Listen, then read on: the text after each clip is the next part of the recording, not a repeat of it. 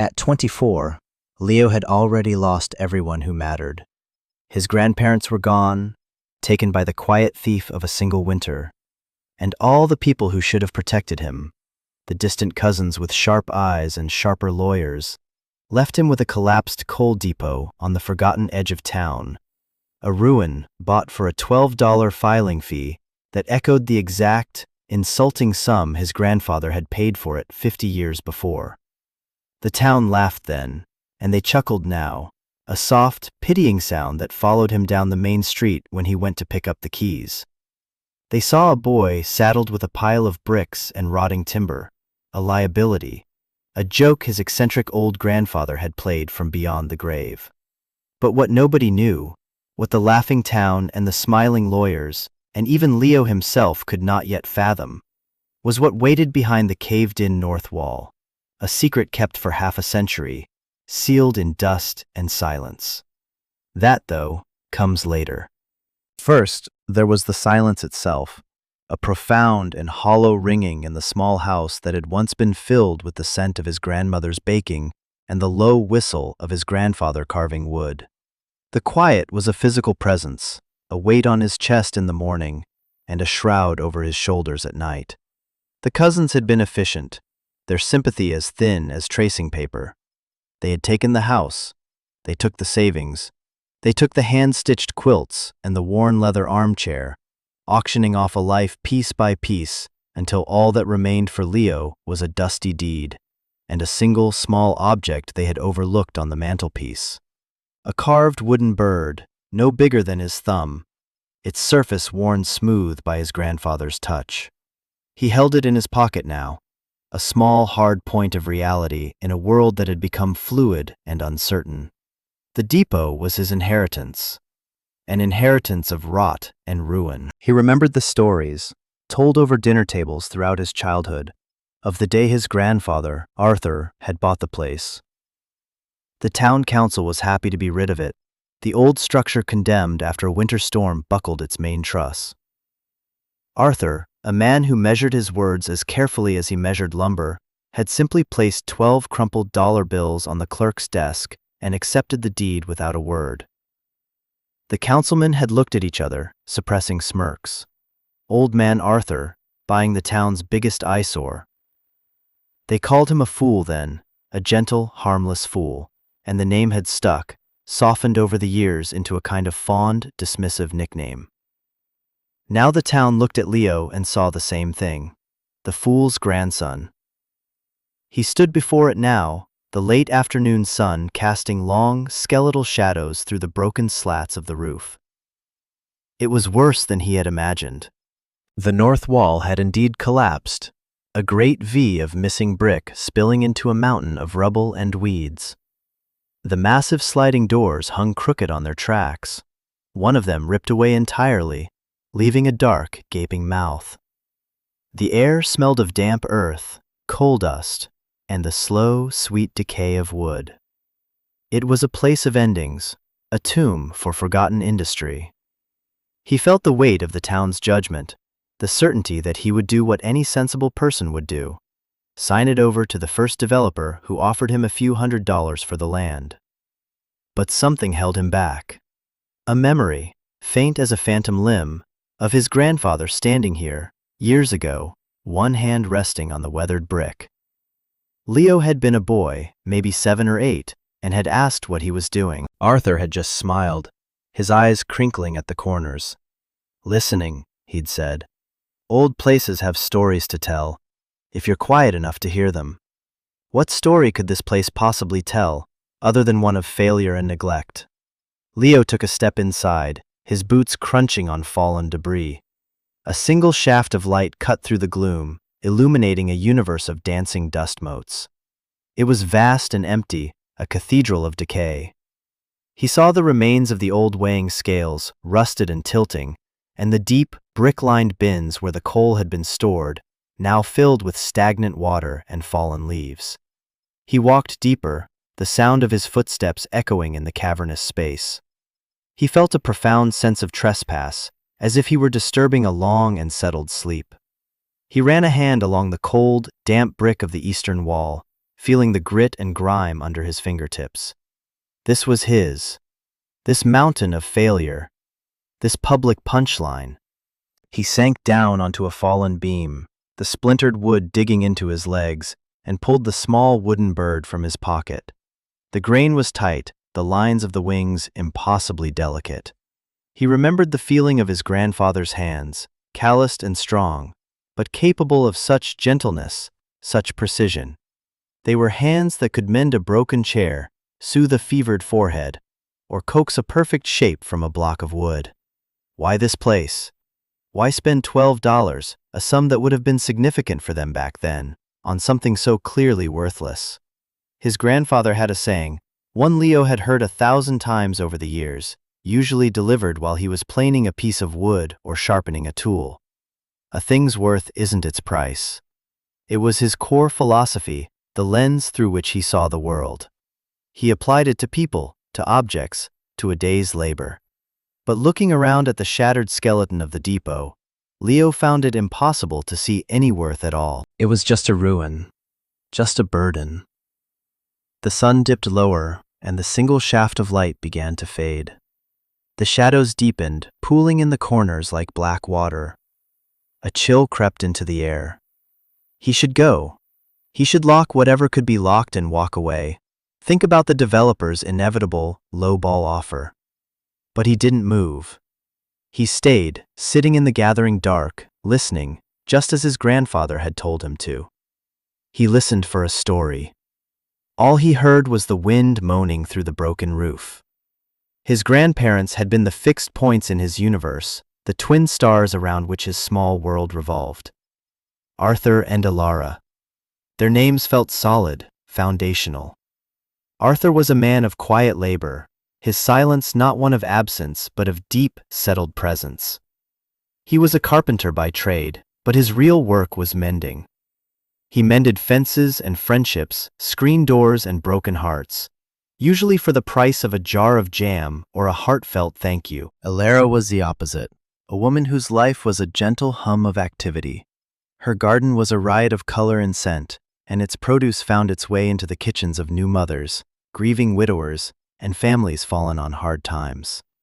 They were, in the town's collective imagination, simple people, good people, but ultimately unimportant.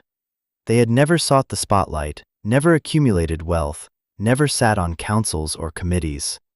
They had simply lived, their lives a quiet counter-narrative to the town's louder ambitions of growth and prosperity. Martha, who ran the hardware store her father had run before her, was one of the few who seemed to hold a different memory of them. When Leo went in to buy a heavy-duty lock for the depot's remaining door, she looked at him over the top of her spectacles, her gaze sharp and knowing. "Your grandfather was in here the week before he passed," she said, her voice raspy from years of breathing in sawdust and metal shavings. "Bought a can of the good oil, the expensive kind, for fine hinges." Leo frowned. He wasn't working on anything. He was too weak. Martha just nodded slowly, placing the heavy lock on the counter. "He said some things need to be kept in working order, whether you're planning to use them or not." He was a man who planned for seasons he knew he wouldn't see. She told him about the winter of '78, when the town was snowed in for 2 weeks straight. The power was out, the roads were impassable. Arthur had spent 3 days going from house to house, checking on the elderly, fixing frozen pipes with a blowtorch and a prayer, his face chapped raw by the wind. He never asked for a thing. Elara had organized the women, pooling the contents of their pantries and freezers, cooking communal meals on wood stoves so no one went hungry. Quote 7, Martha said, her eyes distant. Quote 8. The wrong, when it came, was swift and sterile, delivered in a lawyer's office that smelled of lemon polish and avarice. A distant cousin Leo had met only twice in his life. A man with a soft handshake and predatory eyes had been named co-executor of the will. The man was a silent partner in a regional development firm, a fact that emerged only after the papers were signed. He spoke of Arthur and Elara with a cloying, performative affection that made Leo's stomach clench. The will was simple: the house, the savings, the few stocks they had. All of it was to be liquidated and the proceeds divided. The depot, listed with a nominal value of $1, was left solely to Leo. A special keepsake, the cousin had said, his smile not reaching his eyes. Arthur always wanted you to have it. It was a lie, and they both knew it. It was the part of the estate with no value, a burden passed off as a gift. 2 days later, a man named Marcus Thorne had called him. His voice was smooth, a practiced baritone of reason and reassurance. He introduced himself as a partner at the development firm. He'd heard about Leo's inheritance. He offered his condolences, then pivoted seamlessly to business. That property, he'd said, it's a real tax burden, and frankly, a safety hazard. We're planning a new commercial plaza nearby. A parking structure is essential. We could take that land off your hands, save you the trouble of demolition. Call it $1,000 for your trouble. $1,000. For a prime parcel of land on the edge of the town's expanding commercial district. It was a predator's offer, dressed up as a kindness. It was an insult to his grandfather's memory, however foolish that memory might seem. I'll think about it, Leo had said, his voice tight. Don't think too long, Thorne had replied, the silkiness in his voice hardening for just a fraction of a second. Offers like that have an expiration date. The threat hung in the air long after the call ended. Thorne and the cousin had planned this. They had isolated the worthless piece of the inheritance, shunted it to the grieving, inexperienced grandson, and were now moving in to pluck it from him for pennies on the dollar. They saw him as his grandfather's heir in all the wrong ways, a simple, gentle fool who could be easily parted from his legacy. Leo felt a slow burn of anger, an emotion he hadn't had the energy for since the funeral. It wasn't about the money. It was about the casual, smiling cruelty of it all. It was about the way they used his grandparents' reputation for simplicity as a weapon against him. He walked back to the depot that evening, the heavy lock from Martha's store cool in his hand. He wasn't just locking up a ruin anymore, he was defending something. He didn't know what it was, but he could feel its shape in the dark. As he wrestled the crooked door into place and slid the thick bolt of the new lock home, he thought of his grandfather's words. A thing's worth isn't its price. Maybe, he thought, the worth of this place was simply in the fight for it. The first few days at the depot took on a strange, monastic rhythm. Leo would arrive just after dawn, the morning mist still clinging to the low places, and work until the light failed. He wasn't fixing anything, not yet. He was excavating. He started with the floor, clearing decades of accumulated debris, rotted pallets, shattered glass, nests of rusted cable, shoveling it into a wheelbarrow and dumping it in a growing pile out back. It was mindless physical work, and it was a balm. Each swing of the shovel, each heave of the wheelbarrow, was a small act of defiance against the suffocating grief and the circling predators. He was claiming the space, 1 square foot at a time, with sweat and aching muscles. It was on the 3rd day that he realized he was not alone. He was clearing a section near the collapsed north wall when he saw a flicker of movement in the shadows. 2 yellow eyes regarded him with an ancient, unblinking indifference. It was a cat, a grizzled old Tom, mostly gray, but with the faint, ghostly stripes of a long, faded tabby. Its fur was matted, one ear was shredded to a fringe, and it moved with the stiff, careful gait of old age. Leo recognized it instantly. Soot. The cat had appeared at his grandparents' back door a decade ago, a feral stray, and had slowly, cautiously, allowed himself to be adopted. He had been Arthur's shadow, following him from the workshop to the garden, a silent, 4-legged supervisor. After the funeral, the cat had vanished. The cousins had assumed it had run off or died. But here it was. It had come back to the last place it had known its master. "Hey, old man," Leo said softly. The cat blinked once, a slow, deliberate gesture, but did not move. It was sitting on a particular patch of dusty concrete, a small island in the sea of rubble Leo was trying to clear. It sat with a strange stillness, a rootedness, as if it were guarding the spot. Leo worked around it, giving the cat a wide berth. But every time he glanced over, Soot was in the exact same place, his gaze fixed on Leo, then turning to the collapsed wall, then back to Leo. The next morning, Leo brought a small bowl and a can of tuna. He set it down a few feet from the cat. Soot watched him, wary, but after Leo moved away and resumed his work, the cat slunk over to the bowl and ate, his rough tongue making a rasping sound in the quiet depot. When he was finished, he returned, not to a random patch of shadow, but to the exact same spot on the floor. He curled up, tucked his paws beneath him, and resumed his vigil. The depot began to feel less like a tomb and more like a sanctuary. The presence of another living, breathing creature changed the quality of the silence. It was no longer an empty silence, but a shared one. Leo started talking to the cat, narrating his work, voicing his frustrations, telling stories about Arthur.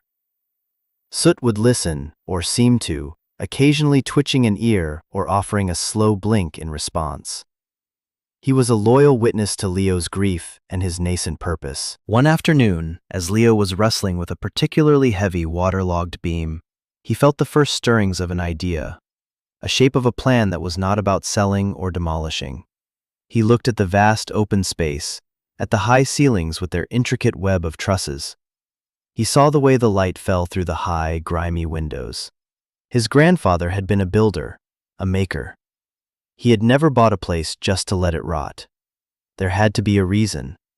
He walked over to the north wall, the source of the ruin.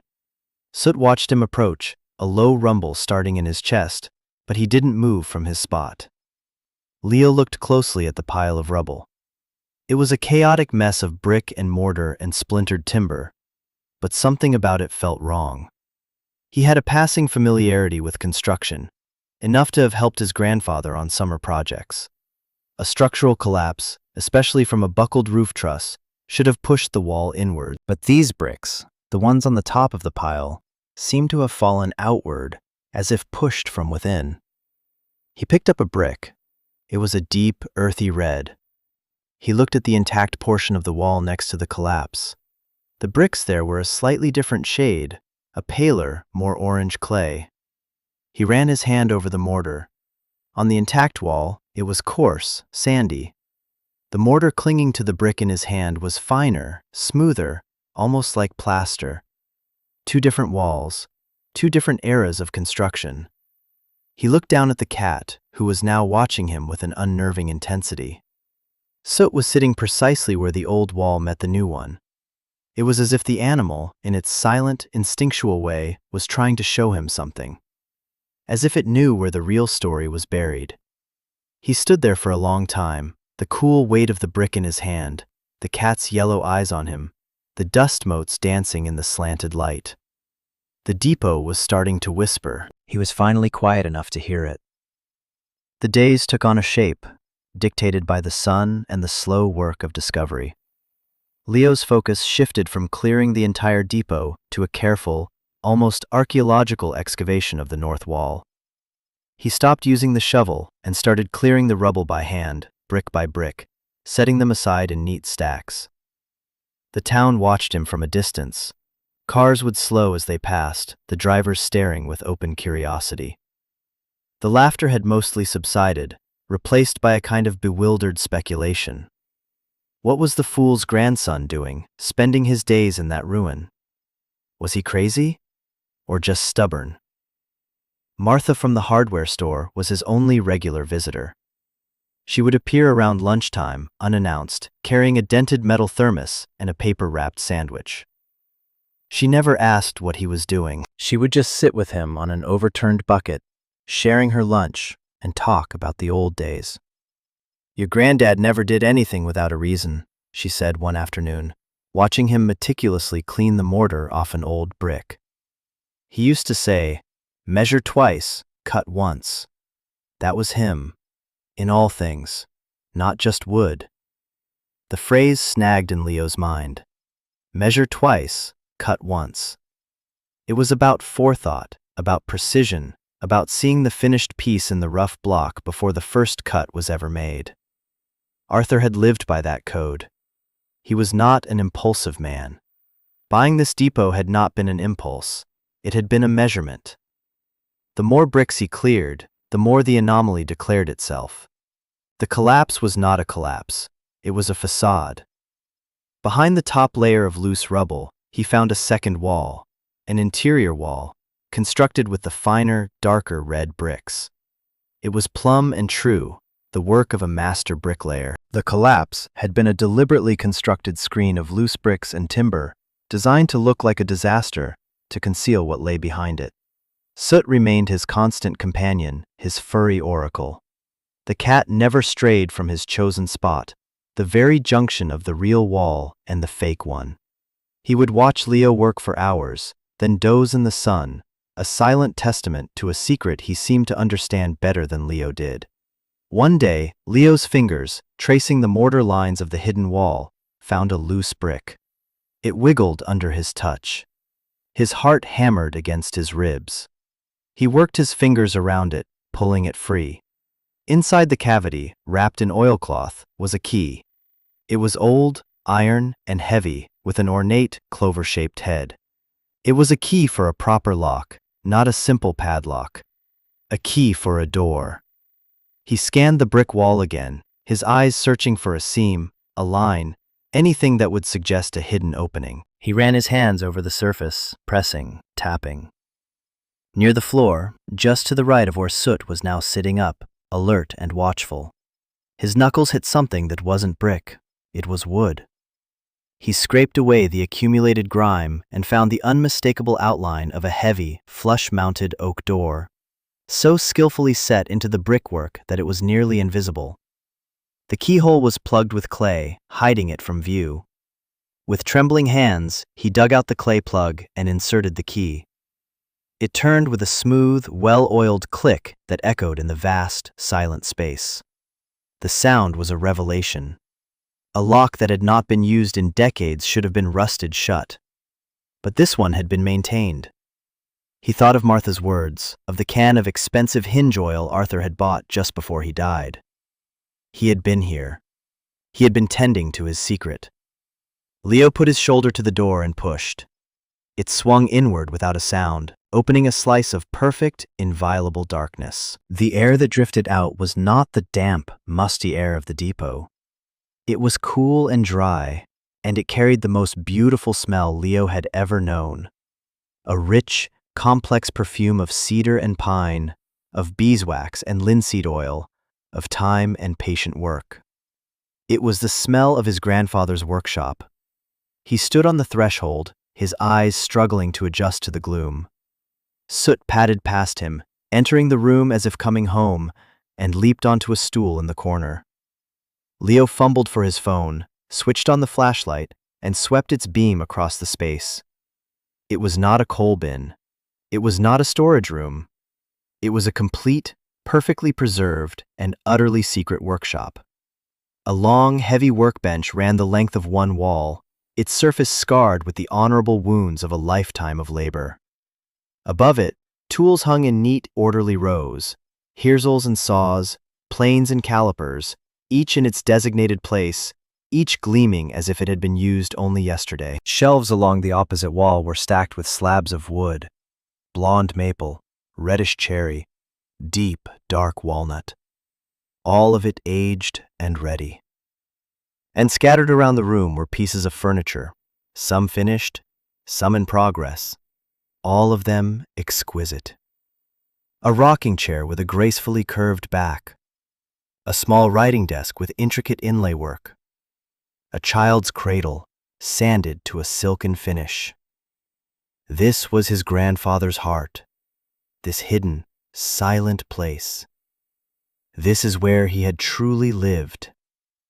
And there, in the center of the workbench, placed squarely in a pool of light from Leo's phone, was a large, leather-bound ledger. It was closed, waiting. Leo walked toward it, his boots silent on the clean-swept wooden floor. He reached out and touched the worn leather cover. He knew, with a certainty that chilled him to the bone, that whatever answers he was looking for were inside.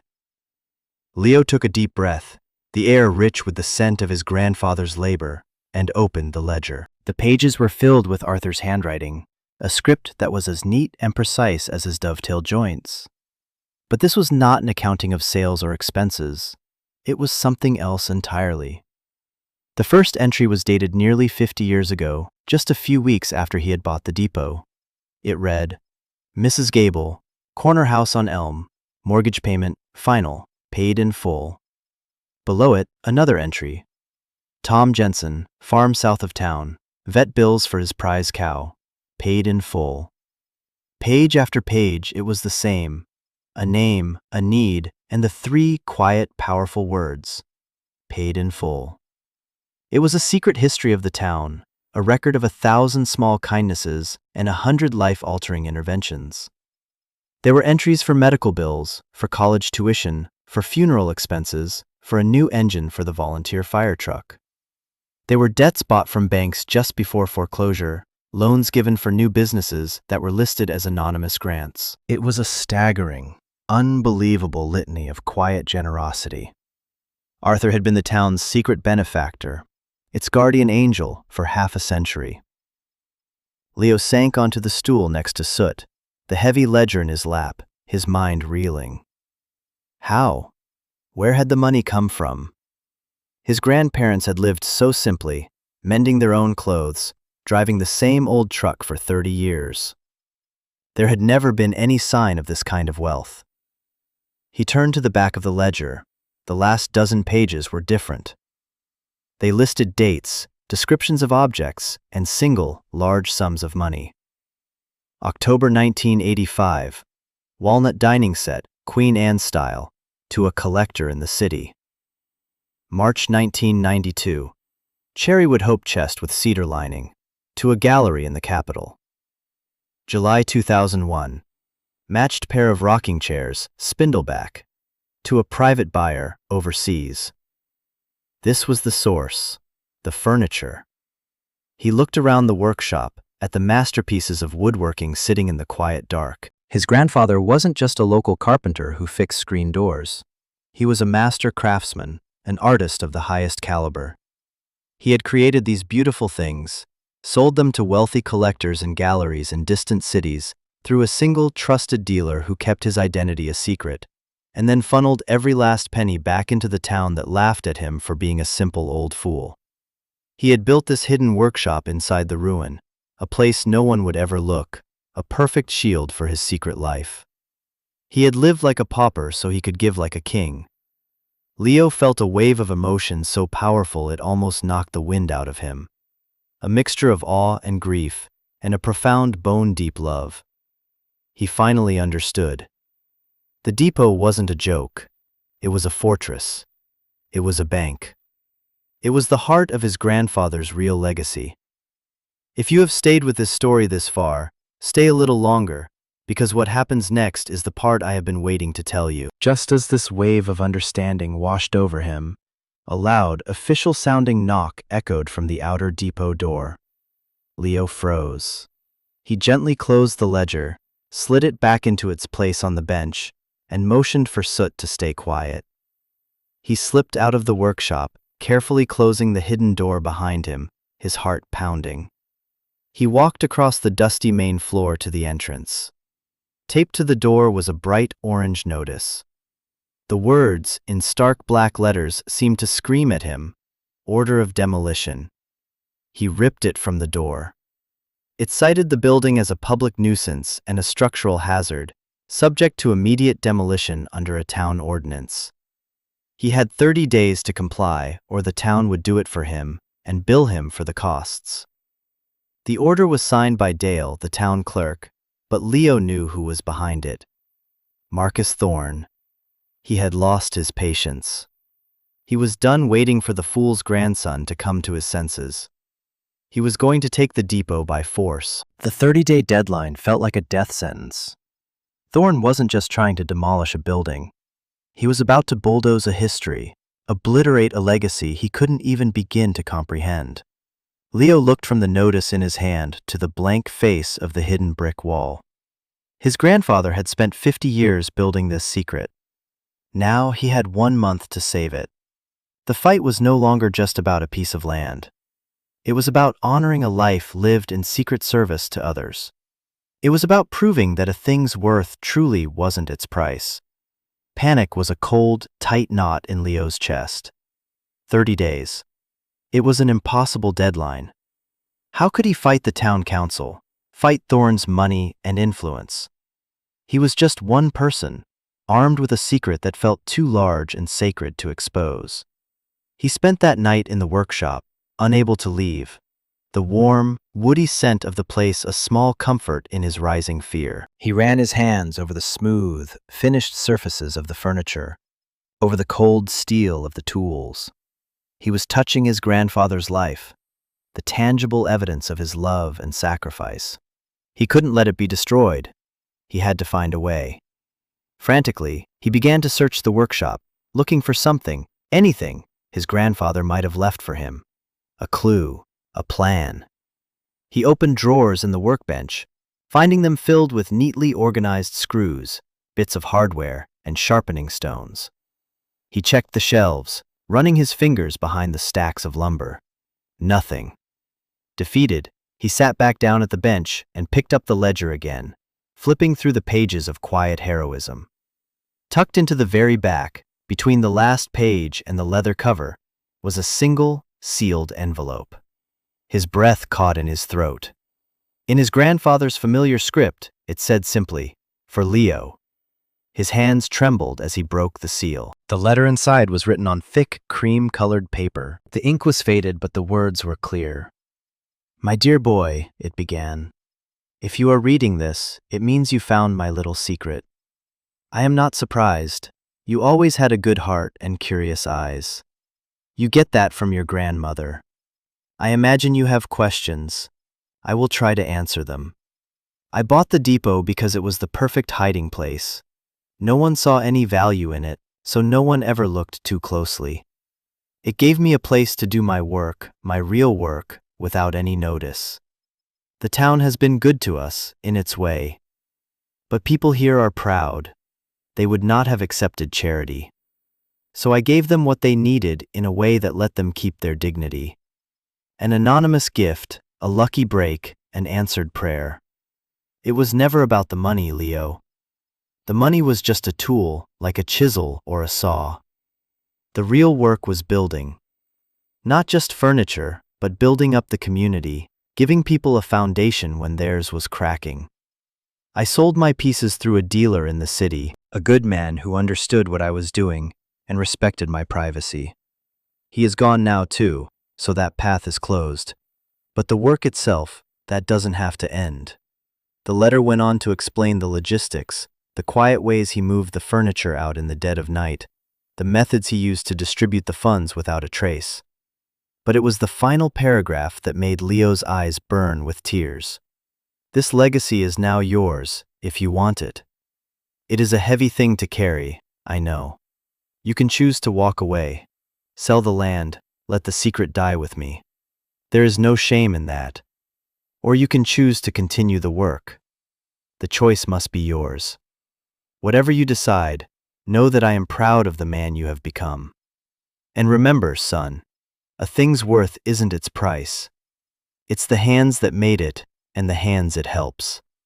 Tucked behind the letter was a smaller, folded piece of paper. It was a design, a detailed architectural drawing for a magnificent wardrobe, impossibly complex, with intricate carvings of the town's history, the old mill, the covered bridge, the town square. At the bottom, a note. My last piece. A gift for the new community hall, if they ever build it. It is finished. In the back, under the canvas. Leo's flashlight found it in the far corner of the workshop, a towering shape shrouded in a heavy canvas drop cloth. He pulled the cloth away. The wardrobe was breathtaking. It was over 8 feet tall, carved from a single, massive piece of walnut.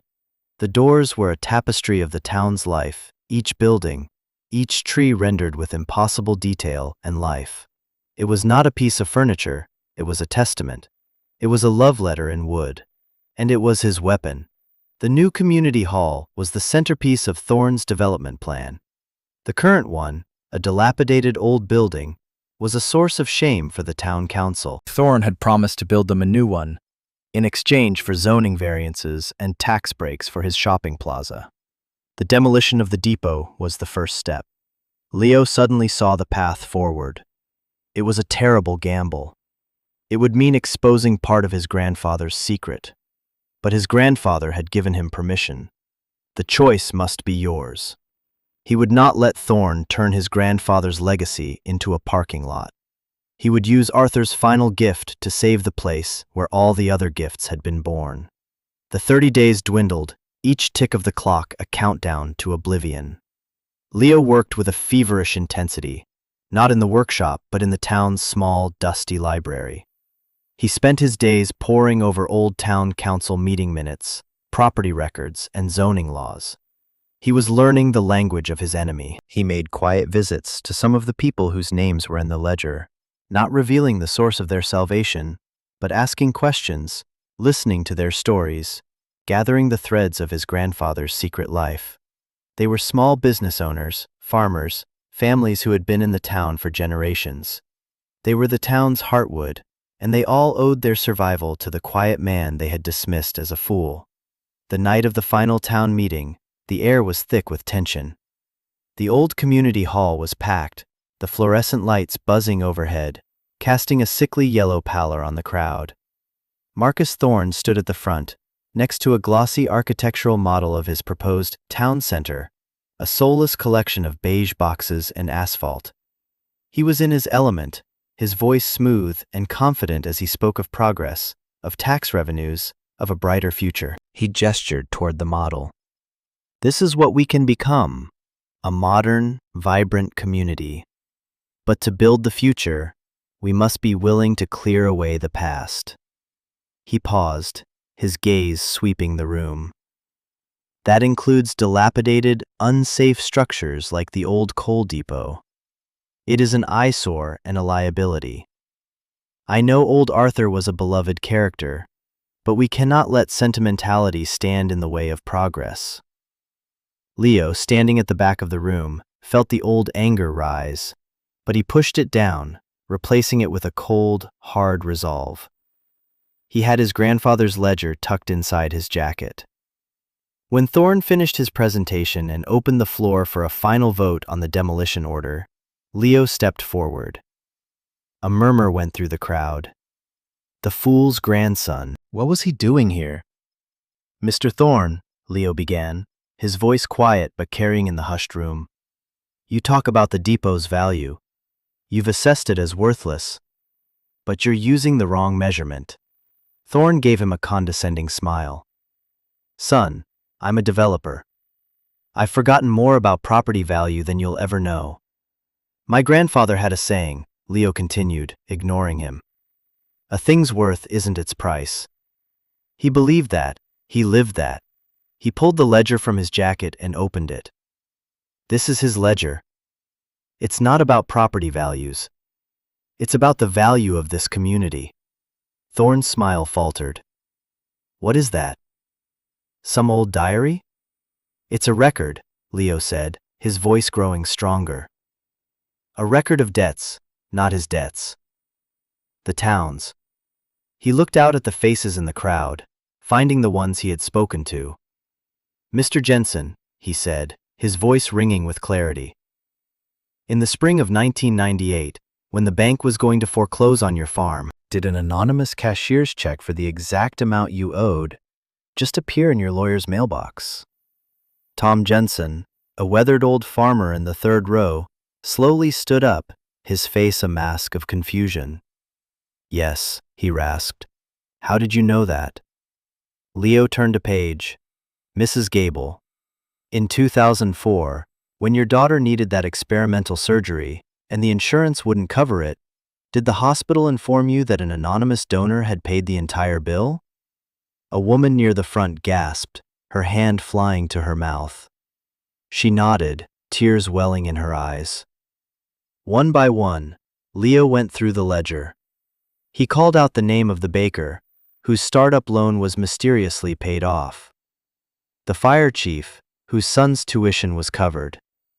With each name, a person or a family stood, their faces a mixture of shock, disbelief, and dawning, tearful realization. The room was silent, the only sound Leo's steady voice and the rustle of turning pages. They were all connected, a tapestry of need and secret grace. And the weaver was the man they had all underestimated. Thorn's face had gone pale. "This is absurd," he stammered.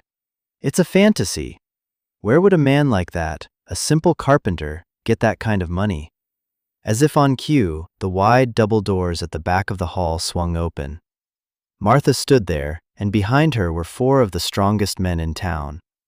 They were carefully wheeling something massive, something covered in canvas, into the room.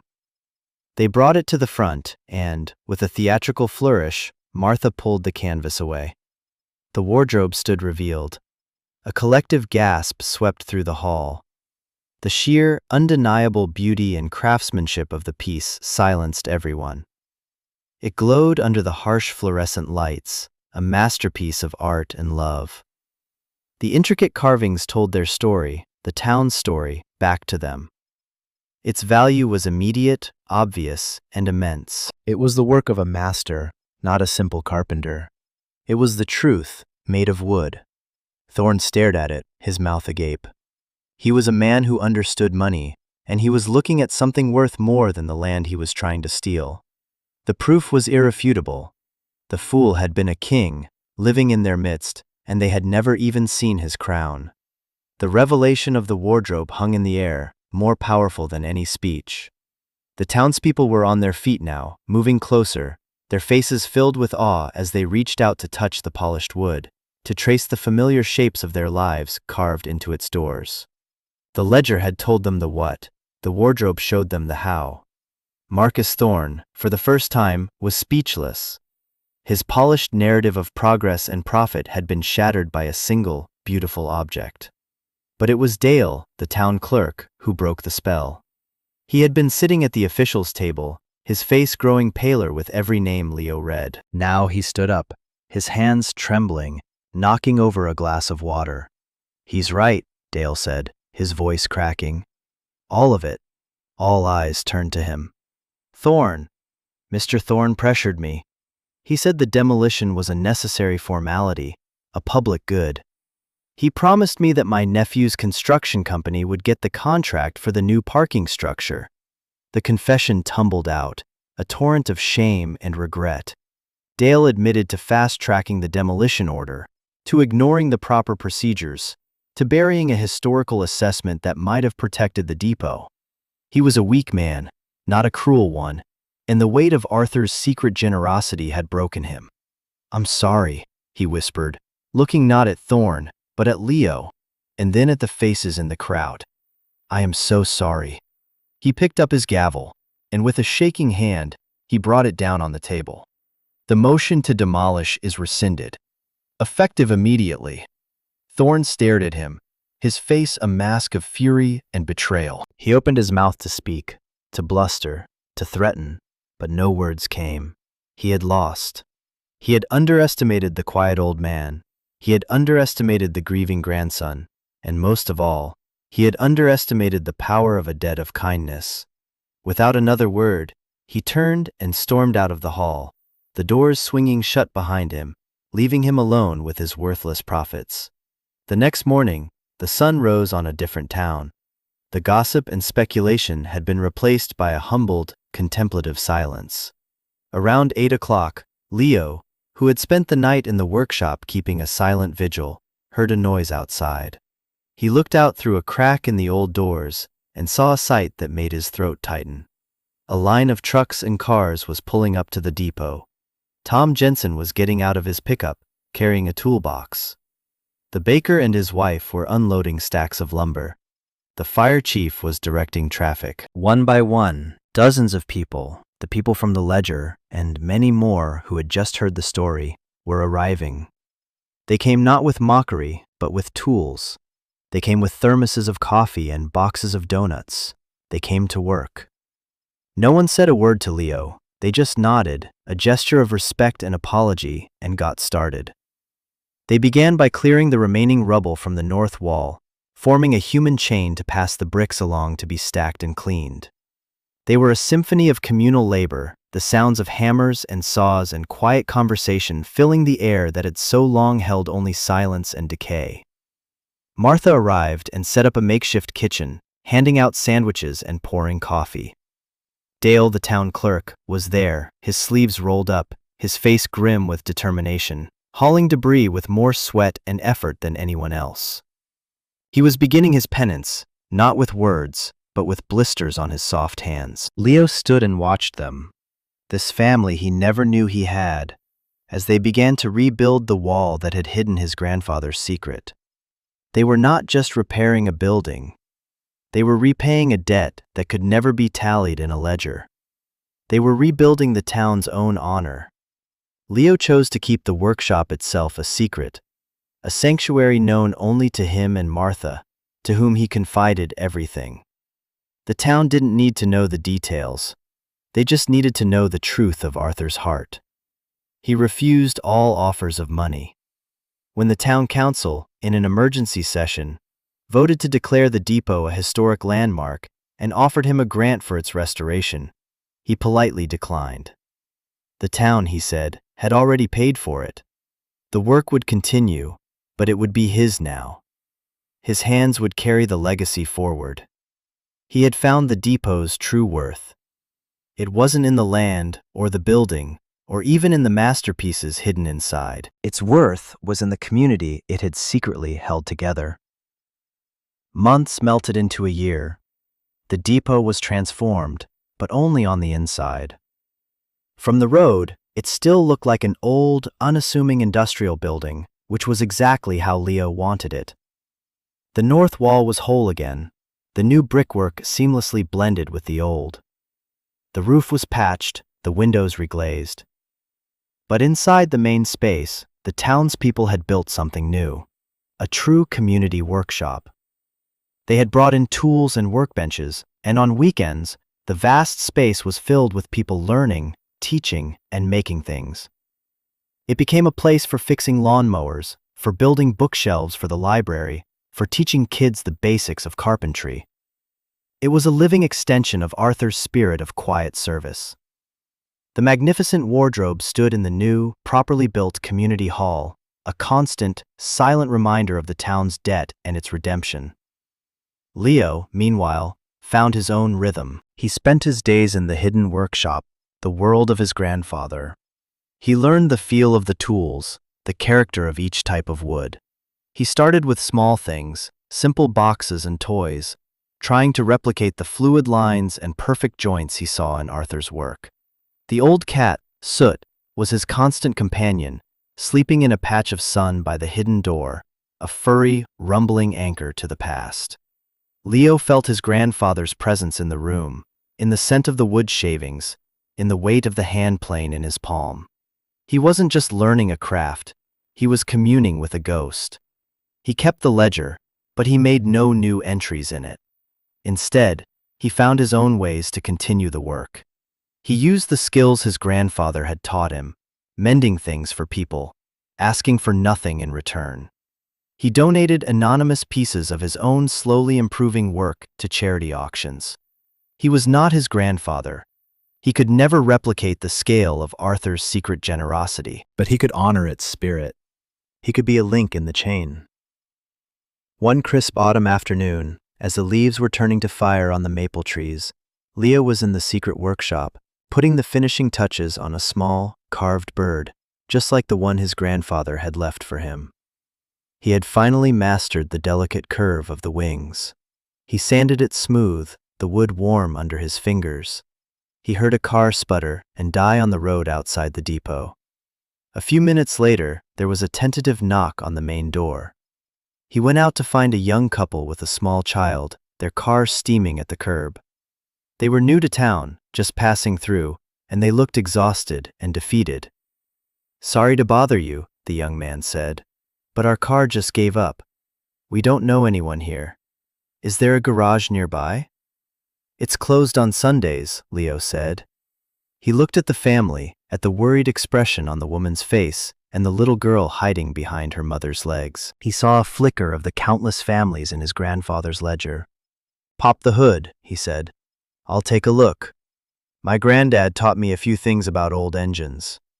He spent the next hour working on the car, his hands covered in grease. It was a loose belt, an easy fix for someone who knew what to look for. While he worked, the little girl crept closer, watching him with wide, curious eyes.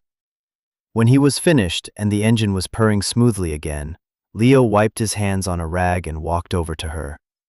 He knelt down and held out the small wooden bird he had just finished. "For you," he said softly. The girl's face lit up. She took the bird, her small fingers closing around it. The young father pulled out his wallet. "Thank you so much. What do we owe you?"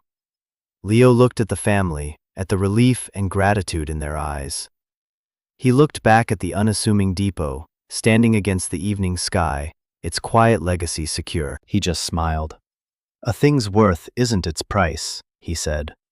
The words felt as solid and true as the old brick walls behind him, a promise kept, a lesson learned, a gift passed on. The light from the secret workshop, a single warm point in the growing dark, was waiting.